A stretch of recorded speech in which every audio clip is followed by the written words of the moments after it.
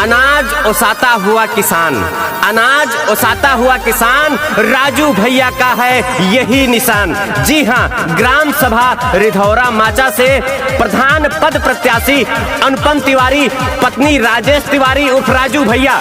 जी हाँ, राजू भैया जी का चुनाव निशान अनाज ओसाता हुआ किसान। आने वाली 29 अप्रैल को आप सबको याद रखना है, अनाज ओसाता हुआ किसान पे मोहर लगाना है, जम के मोहर लगाना है, विजय दिलाना है। ग्राम सभा रिधौरा माचा में विकास लाना है, विकास कराना है। जी हाँ, अनाज ओसाता हुआ किसान नहीं भुलाना है, अनाज ओसाता हुआ किसान। माताओं एवं बहनों का चुनाव निशान अनाज ओसाता हुआ किसान, युवाओं का चुनाव निशान अनाज ओसाता हुआ किसान, गरीबों का चुनाव निशान अनाज ओसाता हुआ किसान। ग्राम सभा रिधौरा माचा की सम्मानित जनता जिंदाबाद जिंदाबाद जिंदाबाद। अनुपम तिवारी जिंदाबाद जिंदाबाद। राजेश तिवारी राजू भैया जिंदाबाद जिंदाबाद जिंदाबाद। अब की जिताना है कि भैया प्रधान बनाना है, अब की जिताना है कि भैया प्रधान बनाना है। राजेश तिवारी राजू भैया का परचम लहराना है, अनाज ओसाता किसान पे भैया जम के मोहर लगाना है। अब की जिताना है कि अनुपम तिवारी जी को लाना है, अनाज ओसाता किसान पे भैया जम के मोहर लगाना है। रिधौरा माचा की जनता ने ठाना राजू भैया को जिताना है। वोट नहीं कर्ज मांगते हैं, ब्याज सहित लौटा देंगे। वोट नहीं कर्ज मांगते हैं, ब्याज सहित लौटा देंगे। जहां आपका बहे पसीना अपना लहू बहा देंगे। जी हां, ये कहना है ग्राम पंचायत रिधौरा माचा से प्रधान पद प्रत्याशी अनुपम तिवारी, पत्नी राजेश तिवारी उर्फ राजू भैया का। जी हां, भुलाना नहीं है, राजू भैया को याद रखना है। उनका चुनाव निशान अनाज ओसाता हुआ किसान। पूरे रिधौरा माचा का निशान अनाज ओसाता हुआ किसान, अनाज ओसाता हुआ किसान। अनाज ओसाता हुआ किसान पे मोहर लगाना है और अपने क्षेत्र में, अपने ग्राम में जन जन का कल्याण कराना है, विकास कराना है। अनाज ओसाता हुआ किसान, अनाज ओसाता हुआ किसान। सबके चहेता भैया, सबके दुलारे हैं, जन जन की आंखों के भैया जितारे हैं। कर्मठ जुझारू ईमानदार प्रत्याशी है, करते सपोर्ट भैया पूरे ग्रामवासी है।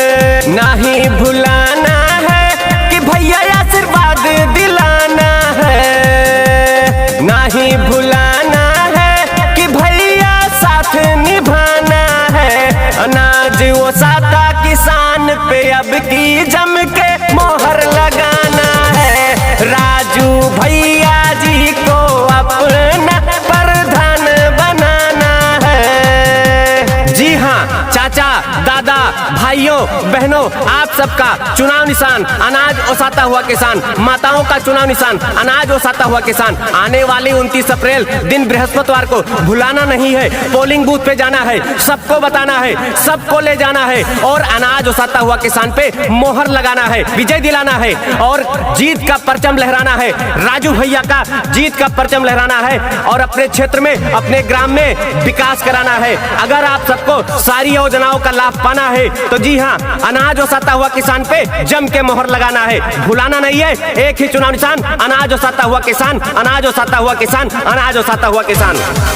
जो कोई किया नहीं करके दिखाएंगे, बिना भेदभाव भैया काम कराएंगे। सारी योजना को भैया गौआ में लाएंगे, सबके दुख दर्द भैया मिटाएंगे। जनता ने ठाना है कि अब की सम्मान दिलाना है, जनता ने ठाना है कि अब की सम्मान दिलाना है। अनुपम तिवारी जी को अब की प्रधान बनाना है, अनाज ओसाता किसान पे जम के मोहर लगाना है। संगमरमर के मकानों में नहीं मिलते। राजू भैया वो देसी घी हैं जो बाजारों में नहीं मिलते। जी हाँ बहनों भाइयों, याद रखना है अनाज ओसाता हुआ किसान, चुनाव निशान अनाज ओसाता हुआ किसान। आने वाले 29 अप्रैल को जाना है पोलिंग बूथ पे, अनाज ओसाता हुआ किसान के खाने पे जम के मोहर लगाना है और रिधौरा माचा में विकास की गंगा बहाना है। अनाज ओसाता हुआ किसान जिंदाबाद जिंदाबाद, रिधौरा माचा के सम्मानित जनता जिंदाबाद जिंदाबाद, अनुपम तिवारी जी जिंदाबाद जिंदाबाद, राजेश तिवारी उर्फ राजू भैया जिंदाबाद जिंदाबाद। करते निवेदन हाथ जोड़ के सबसे, मोहर लगाना आप सब आगे बढ़ के,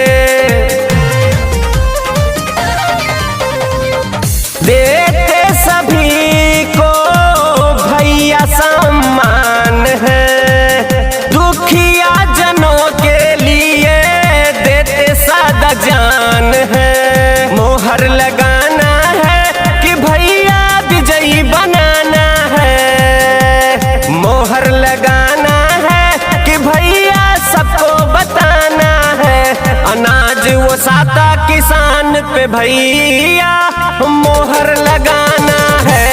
राजेश तिवारी